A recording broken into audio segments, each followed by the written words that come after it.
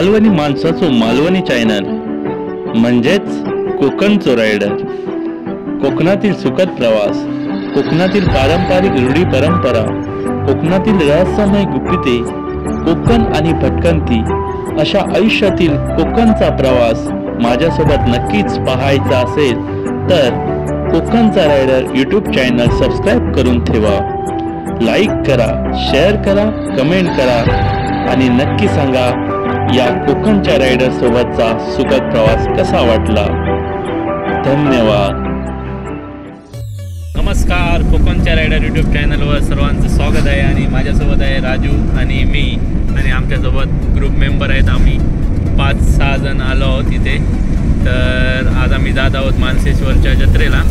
तर एक सुप्रसिद्ध अशी जत्रा आहे वेंगुर्ले तालुक्यातील आणि बत्तीची जत्रा म्हणून प्रसिद्ध असलेली ही वेंगुर्ले तालुक्यातील मानसेश्वर देवाची जत्रा कशा प्रकारे आहे संपूर्ण व्हिडिओ पाहायचा असेल तर व्हिडिओ नक्की शेवटपर्यंत बघा। चला आता आम्ही थेट पोहोचणार आहोत ते म्हणजे मानसेश्वर जत्रेला आणि तिथे बत्तींची जत्रा कशाला बोललं जातं हे पण मी तुम्हाला दाखवणार आहे। चला तर थेट जाऊया तिकडे।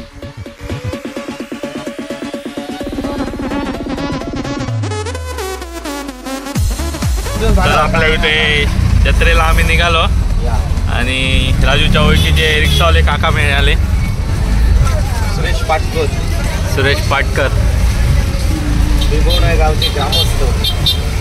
आणि जत्रेची गर्दी बघा, जाम गर्दी आहे। गर्दी बघा, मानसेश्वर जत्रेची गर्दी।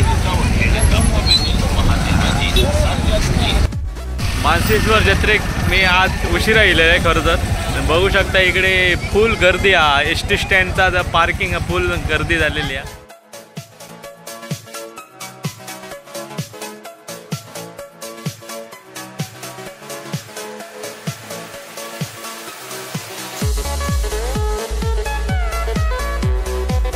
इकडे बघू शकतात मानसेश्वर जत्रेची गर्दी, तुफान गर्दी आहे, तुफान। आणि अजूनही अर्धा किलोमीटरवर मानसेश्वरचं देवस्थान आहे। तर रात्रीचे आता वाजले किती रे राजू? 11 वाजले। 11 वाजताची गर्दी बघू शकताय।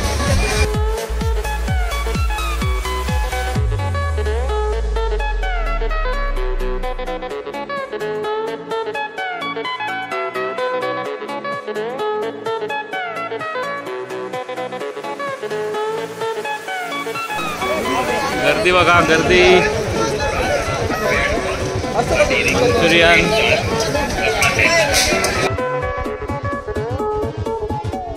कुडाळ वेंगुर्ले रस्त्यावर वेंगुर्ले शहराची हद्द संपतात, खाडीचे 2 प्रवाह लागतात आणि त्या पुलापाशीच हे एक मानसेश्वर देवस्थान आहे। तुम्ही पाहू शकतात। आता आपण मानसेश्वर देवाचं दर्शन घेऊया। संतोष भाई जाऊन येतो।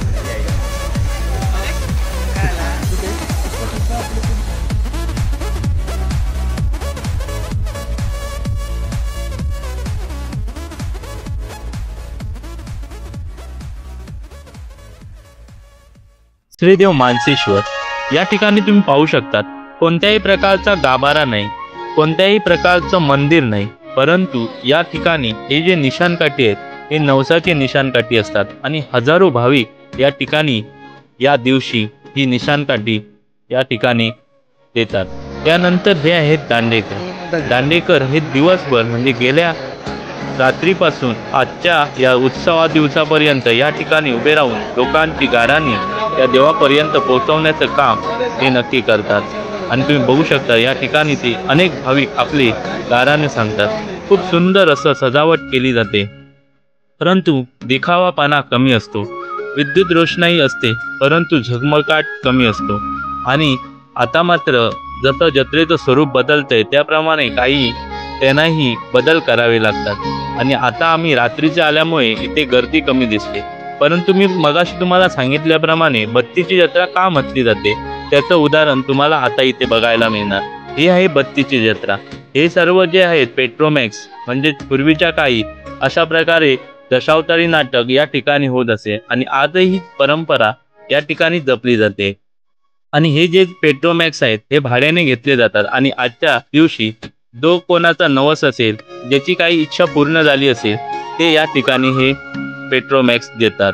तर या तुम्ही ठिकाणी बघू शकतात, अशा प्रकारे हे दशावतारी नाटक या ठिकाणी केलं जातं. पण तुम्ही या प्रकाशाच्या खाली जर राहिलात तर तुम्हाला अजिबात थंडी लागणार नाही. म्हणजे पूर्वीच्या काळी याचा वापर करून दशावतार नाटक वेगवेगळ्या प्रकारे कशा प्रकारे साजरं केलं जात असेल, याचं एक उत्तम उदाहरण तुम्ही पाहू शकतात. आणि ह्या अशा प्रकारे हे इथे पेटवून देत आहेत आणि त्याने भाड्याने या आजच्या दिवशी अनेक हे पेट्रोमॅक्स तुम्हाला पाहायला मिळतात. खरोखरच हे देवाचं वैशिष्ट्य आहे आणि ही परंपरा जपली जात आहे आणि नक्कीच हे पाहण्यासाठी हजारो भाविक या ठिकाणी येतात. आपली इच्छा पूर्ण झाल्यानंतर जो काही नवस असेल, इतर पेट्रोमॅक्स देण्याचा नवस असेल, तो इथे केला जातो. ही सुंदर रांगोळी वेंगुर्ल्यातील एका चित्रकाराने काढलेली आहे. तुम्हाला हा व्हिडिओ कसा वाटला हे नक्की सांगा. व्हिडिओ आवडल्यास नक्की लाईक करा, शेअर करा, कमेंट करा. कोकणचा रायडर यूट्यूब चॅनल सबस्क्राईब करा. धन्यवाद.